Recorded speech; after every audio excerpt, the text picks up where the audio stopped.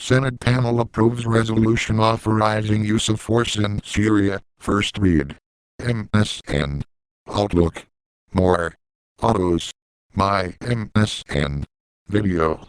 Careers and jobs. Personals. Weather. Bellish. Quotes. White pages. Games. Real estate. Wonderwall. Horoscopes. Shopping. Yellow pages. Local edition. Traffic. Feedback. Maps and directions. Travel. Full MSN index. Bing. News.com. Today. Nightly news. Meet the press. Dateline. MSNBC. Breaking news. Newsvine. Home. U.S. World. Politics. Business. Sports. Entertainment. Health. Tech. Science. Travel. Local.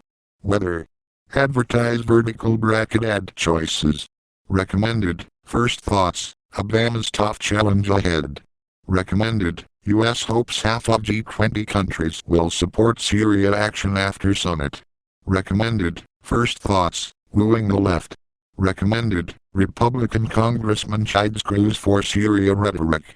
Header point top underscore header left curly bracket background image. URL http://cd.newsvine.com/chrome/firstred/images/header.jpg equals 10,462 right curly bracket footer point links left curly bracket background image. URL http://cdn.lib.newsvine.com/chrome/firstred/images/footer.jpg right curly bracket.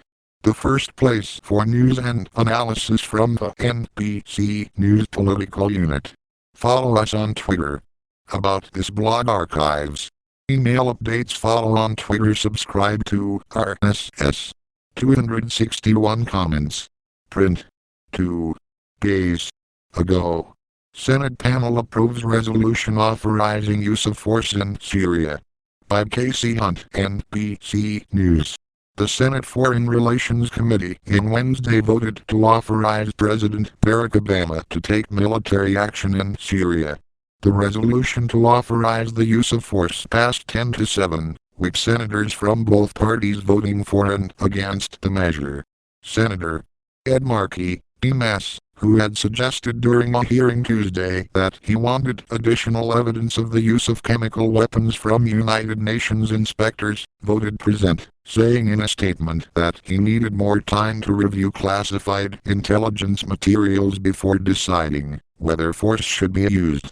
The Senate Foreign Relations Committee votes in favor of a resolution to use military force in Syria.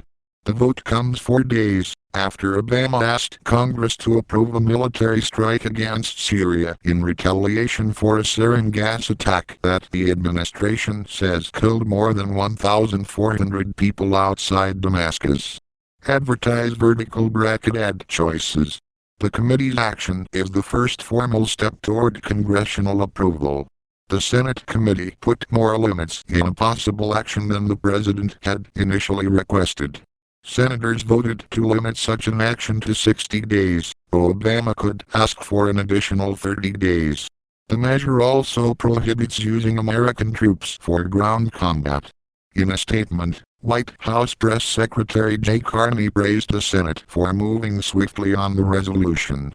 We will continue to work with Congress to build in this bipartisan support for a military response that is narrowly tailored to enforce the prohibition on the use of chemical weapons, and sufficient to protect the national security interests of the United States of America, he said. The vote didn't split along party lines, instead drawing unusual coalitions of members both for and against taking action. Since Marco Rubio and Rand Paul, both considered possible 2016 presidential contenders, both voted no, as did more liberal Democratic sins. Chris Murphy and Tom Udall.